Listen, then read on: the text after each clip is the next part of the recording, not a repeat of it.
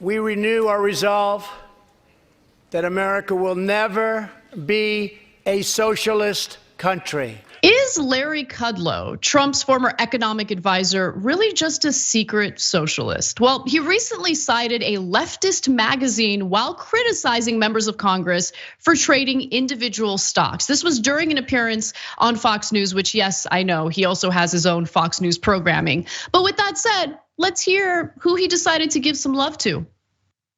Nancy Pelosi's trading acumen is fantastic. She's now been voted the 2021 Wall Street Trader of the Year. There's this wonderful piece from JacobinMag.com. I don't know it. I'm told it's a left-wing publication, but it's absolutely hilarious. I mean, you heard it here, folks. Larry Kudlow loves a socialist magazine, Jacobin. He finds it very hilarious. And the story or the piece that he's about to cite is from Ryan Zigraff. It's titled Nancy Pelosi 2021 Wall Street Trader of the Year. Thanks to her investing prowess, the Speaker of the House's wealth grew by an estimated $16.7 million in 2020, just as millions of Americans fell into poverty and struggled to make ends meet during the COVID-19 pandemic. Long live the Queen of Stonks. Yeah, well, I mean, there's a lot of great things here. One, a Trump official shouting out a socialist magazine is what we didn't know we needed in 2022. Totally. But he's right that the gains that Pelosi have are so far above what is already a booming market. I mean, her and her husband are beating the market.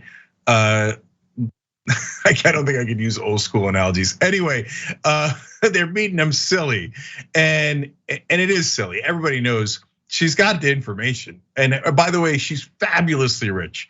Her husband's a trader to begin with, a finance guy overall. I think they're in real estate. They're in every kind of thing. They got their fingers in everything. Now, the one thing that Kudlow didn't tell you and is dishonest about is his buddies in the Republican Party do the same exact thing, and he loves it. That's what he signed up for in the Trump administration was fill the swamp, fill the swamp. They did insider trading galore. Yeah, no, you're absolutely right. Again, this is not an issue that only impacts the Democratic Party or the Republican Party. This is really a bipartisan effort.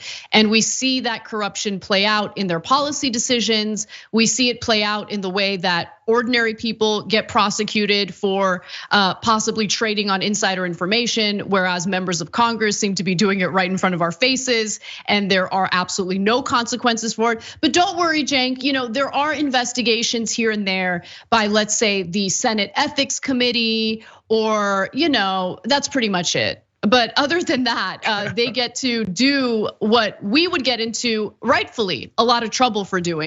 So this is not punitive, right? We're not punishing. Okay, it's not punitive. So they haven't broken any laws to accrue all this wealth. Okay, then we are actually deciding that maybe they've made enough to a certain point where they don't need all of it. Now, bear with me for a second. If you're going to do 2% on 50 million, and then when you get up to $1 billion and you're going to do 3%, if we've crossed the Rubicon and said you have more money than you can ever spend and you don't need it and you need to help out the rest of us, why not make it truly progressive and do 10% at $1 billion, do 20% at 10 billion? Why not do it that way? Once you get started and raise some real money, what would be the problem? Why would Bezos do 3% when some poor schmo at only 50 million does 2%? Now, just in case you might think that this person is being earnest in his line of questioning, understand that he's trying to make a point. He's being clearly sarcastic there because he thinks that the wealth tax is arbitrary, it's ridiculous. He does believe that it's punitive and it's just a way of punishing the wealthy.